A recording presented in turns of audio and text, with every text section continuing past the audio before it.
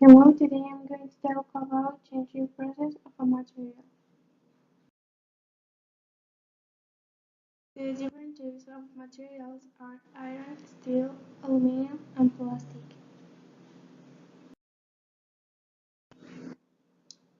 Iron is an element which usually takes the form of a hard, dark gray metal. It is used to make steel and also forms part of many tools, buildings, and vehicles. Very small amount of iron occur in your blood and your food. First, the iron is taken from the mine, then it has to be bought. After that, the person has to start a fire in an oven with charcoal and a forge. Then he or she has to put the iron in the oven or in the forge. They get the start. It starts to become in a particular color red. Then with an anvil and with some tweezers, the iron has to be taken with the tweezers and collected on the anvil.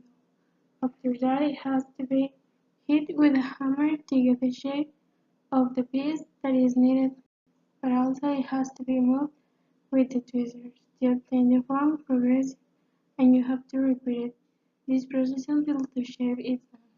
Sometimes the people used to add some carbon parts to get the piece more strong with more strength to become in the steel. For example, as you can see in the first image, if it is the iron taken from the mines, then in the second image you can see a boy taking the iron, then he hit the metal and then hit it. The metal has to be in a red color to be easier to do the form.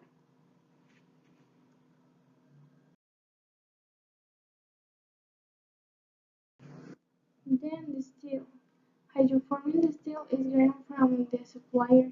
Then the metal sheets are collected in the machine of hydroforming with a careful way. The diluted form that is required is under of the metal sheet.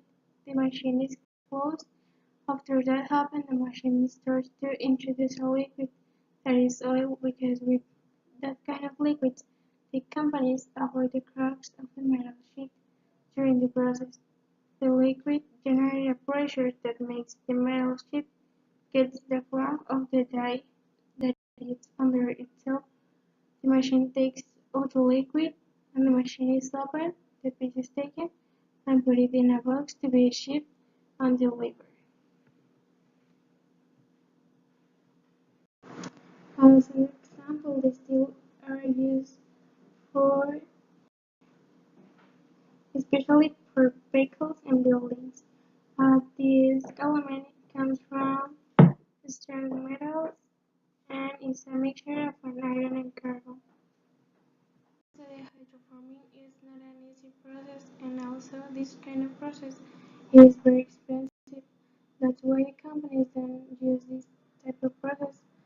In Chihuahua, uh, it's a it's weird that a company has this type of machines. Hydroforming um, has to be with the machine in the bottom contain the liquid, as you can see, that the metal needs to deform. In the middle of the machine, the piece of metal has to be collocated, and then in the above part of the machine is the press that helps the metal to be pressed, and with the liquid can be deformed easily.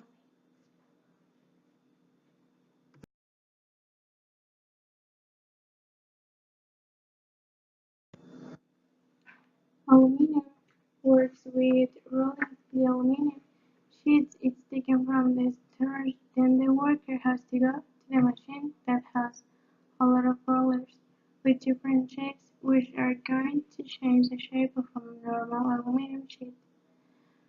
The piece of aluminum has to be collocated in the freeze roller in a careful way to ensure that the process is going to be developed in a correct form. After the piece is collected, the machine starts to do the process, and the rollers start to spin and the piece passes through them, but as I said, the rollers has a specific form, and the other rollers have different shapes too. So when the piece passes through all the rollers, the process is going to be finished. After some companies, when the process finishes, they add the cutting process to get little pieces. Also, the aluminum is a chemical element with symbol Al and atomic number of 13. It is a silvery white soft, non-magnetic and brittle metal in the boron group. By mass, aluminum makes up of 8% of the Earth's crust. It is the third most abundant element after oxygen and silicon, and the most abundant metal in the crust, though it is less common in the mantle below. The shape of aluminum in bucksteel. Aluminum metal is so chemically reactive that native specimens are rare and limited to extreme freezing environments. Instead, it's found combined in over 270 different minerals.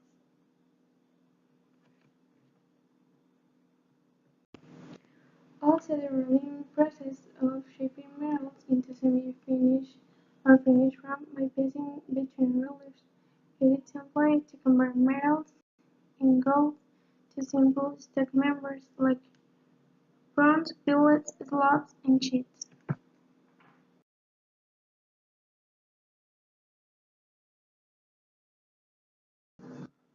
Plastic are related with extrusion.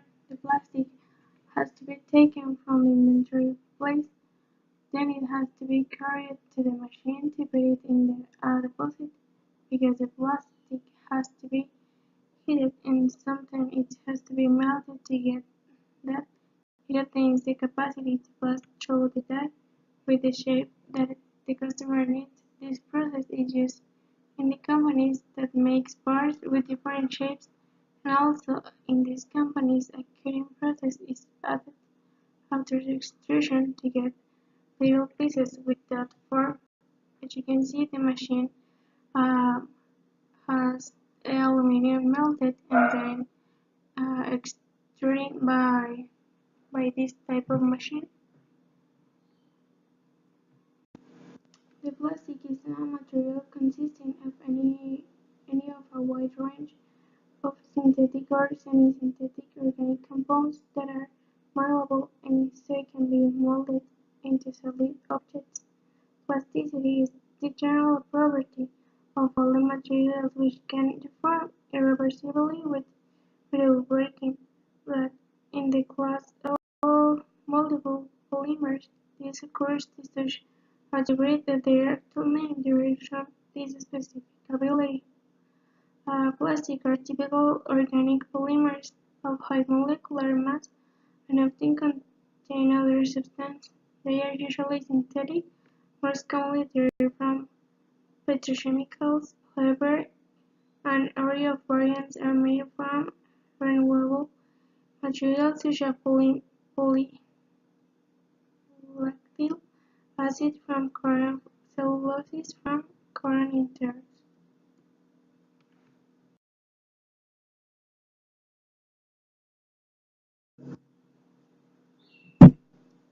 As a conclusion, the importance that exists between the process and the materials is similar due to if you have a specific machine to develop a specific process, the material has to be specific too for that process, because if you want to stretch a bulk metal is going to be impossible. The material has to be a metal sheet. So that is the importance that exists between the process and the material to produce the product. Those kind of materials you can see in whatever place, for example, the plastic in the bottles of water or in the Coke or something like that, the aluminum you can see in all the things that the people can imagine, for example, in the doors, in the chairs, in the mirrors.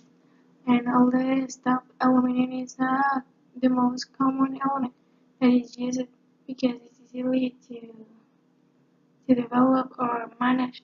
For example, um, it depends on of the thickness of the material or the sheet, but it is uh, very easy, very useful, and also easy to use it. You can use it in whatever part that you can imagine. Also, you have to know which type of material you have to use to to use depend of the type of material. For example, if you are going to use forging, you can use plastic because forging is for heating metals, and if you use plastic, you can melt it. So these methods are not adequate for this type of material. You have to know the characteristics of the materials and to to know how can you use it with this type of process.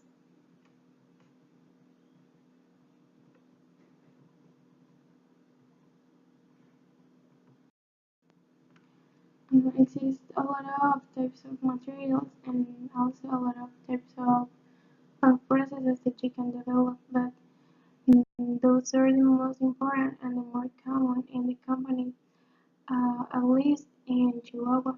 The companies that are here, they usually use this type of process, and also they use a lot of aluminum for make pieces from vehicles for airplanes and something like that.